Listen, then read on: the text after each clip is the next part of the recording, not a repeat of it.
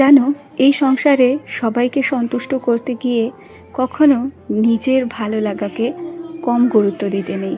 একটা কথা কি, এই পৃথিবীতে সব মানুষকে সব সময় সন্তুষ্ট করা কখনো সম্ভব নয়।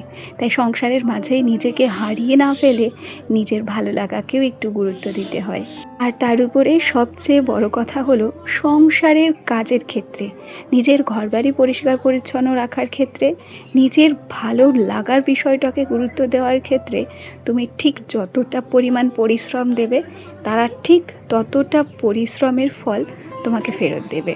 তবে তুমি ভেবো না যে পরিবারের অন্য কাউকে এতটা খুশি করতে গিয়ে তুমি যতটা পরিশ্রম ব্যয় করবে, তারা তোমার সেই পরিশ্রমের মূল্যটা কখনো বোঝার চেষ্টাও করবে না। আচ্ছা, অনেক গল্প, অনেক কথা হবে তোমাদের সঙ্গে। তার আগে চলো তো নিজের পরিচয়টা দিয়ে নিই। নমস্কার, কেমন আছো সবাই? আশা করছি সবাই ভালো আছো, আর আমরাও বেশ ভালো আছি।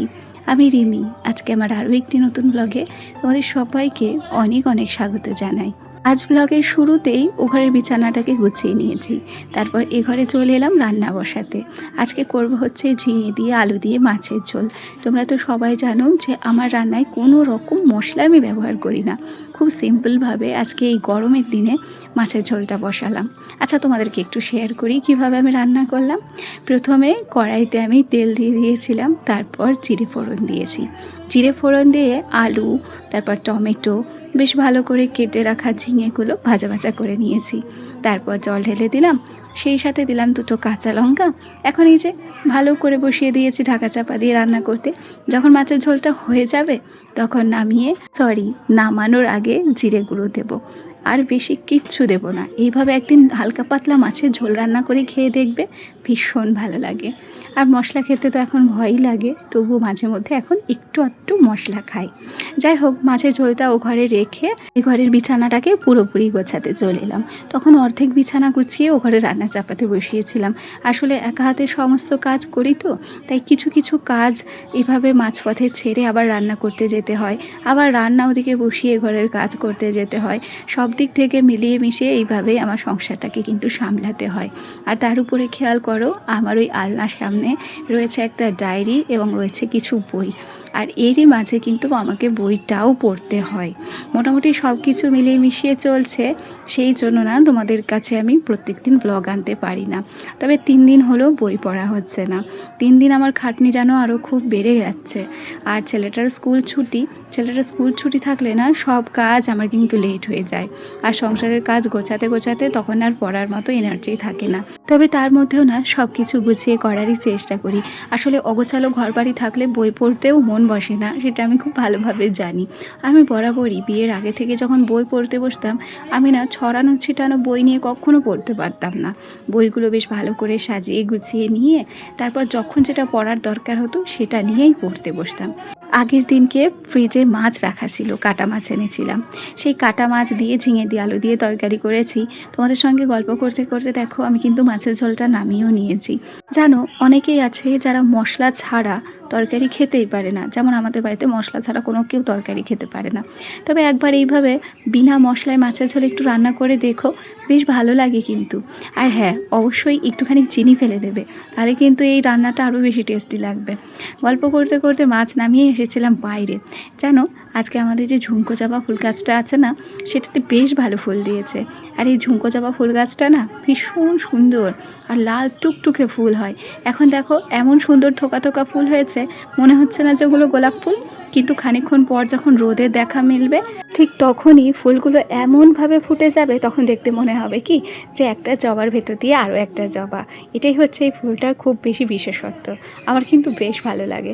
তবে আমার ইচ্ছা ছিল এই জবাটা যদি লাল রঙের না হয়ে একটু ঘিয়ে কালার হতো, তাহলে খুব বেশি ভালো করে বোঝা যেত। গল্প করতে করতে আগের দিনের ব্লগ কমপ্লিট করে আমি কিন্তু এটা পরের দিনের ভিডিওই তোমাদের সঙ্গে শেয়ার করেছি। সকালবেলা উঠে সমস্ত কাজকর্ম সেরে নিয়ে তারপর সোনাকে রেডি করিয়ে দিয়ে এখন বেরিয়ে পড়েছি স্কুলের উদ্দেশ্যে। আমার সোনার পরীক্ষা শুরু হবে সকাল 7টায়, তবে রিপোর্টিং টাইম হচ্ছে 6:40-এ।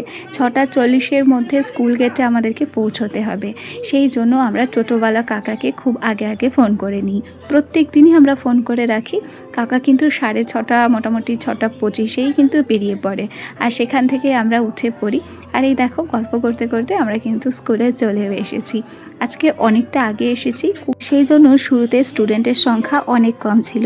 তবে আজকে যেহেতু আমার সোনার ছেলের ড্রয়িং এক্সাম, সব ক্লাসের এক্সাম একই সাথে ছিল, তাই আজকে অন্যান্য দিনের তুলনায় অনেক বেশি স্টুডেন্ট হয়েছিল। মোটামুটি সবাই চলে এসেছে, সবার মতো খেলা করছে। জানো, আমার যে স্কুল ছিল, মানে আমি ছোটোবেলায় যে স্কুলে পড়তাম, সিদ্ধেশ্বরী বিদ্যাপীঠ, সেই স্কুলটা এর আগের দিন যখন আমি বাবার বাড়ি গিয়েছিলাম, আমার ছেলেকে দেখাতে নিয়ে গিয়েছিলাম। আমার ছেলে এতটা খুশি হচ্ছিল, ওর মধ্যে একটা আলাদাই ভালো লাগা কাজ করছিল। ও যেমন ফিল করতে পারছিল যে এটা আমার মায়ের স্কুল, আমার মা ছোটোবেলায় স্কুলে পড়েছে, ঠিক তেমনই আনন্দ হচ্ছিল আমার, যে আমি একটা সময় আমার ছেলের মতো যখন বয়স ছিল এই স্কুলে পড়তাম। আজ সেই আমি আমার নিজের ছেলেকে হাত ধরিয়ে নিয়ে এসেছি আমার স্কুল দেখার জন্য। এ যেন এক আলাদা আবেগ ছিল, এক আলাদা অনুভূতি ছিল।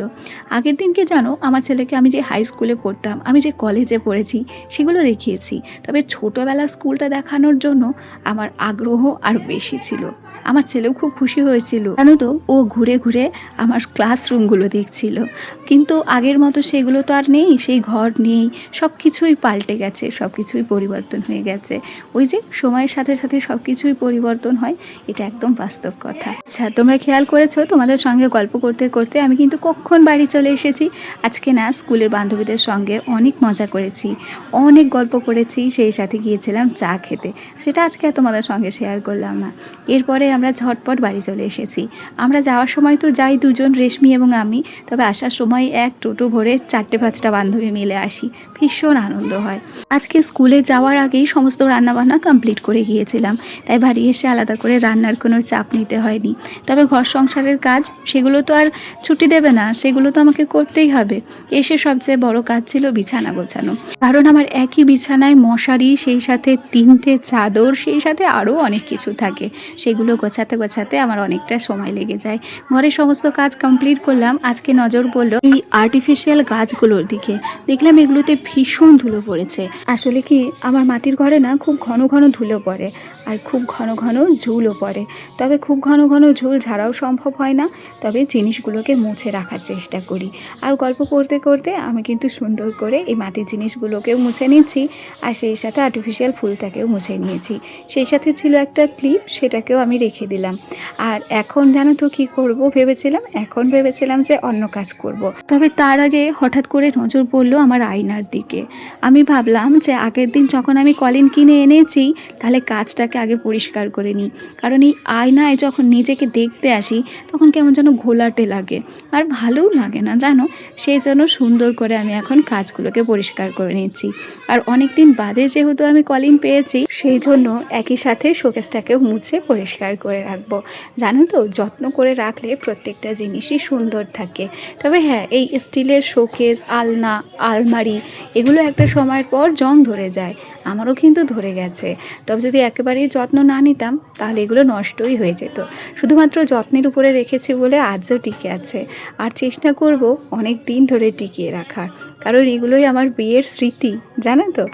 এই শোকেসটা আমার বিয়ের সময় আমার কাকা দিয়েছিল, আলনাটা দিয়েছিল আমার পিসি, আর আমার যে খাটটা, সেটা কিন্তু আমার মেসো দিয়েছিল। জানো, আমার প্রত্যেকটা জিনিস কেউ না কেউ দিয়েছিল। আর যদি বলো যে তোমার বাবা কি দিয়েছিল, বাবার দেওয়া জিনিসপত্রের কথা বললামই না। বাবা তার মেয়েটাকেই পরের হাতে তুলে দিয়েছে। এর থেকে একজন বাবা দান হিসেবে আর কী দিতে পারে বলো তো? কন্যা দান হচ্ছে সবচেয়ে বড় দান, তাই নয় কি? তোমাদের সঙ্গে গল্প করতে করতে আমি কিন্তু আমার শোকেসটাকেও খুব সুন্দর করে মুছে নিয়েছি। দেখো তো আমার এই পরিষ্কার পরিচ্ছন্ন ঘরটা দেখতে তোমাদের কেমন লাগছে। আচ্ছা চলো, ভিডিওটি ভালো লাগলে একটা লাইক আর একটা কমেন্ট করো। আজ তবে আসি, কাল আবার দেখা হবে। টাটা সবাইকে।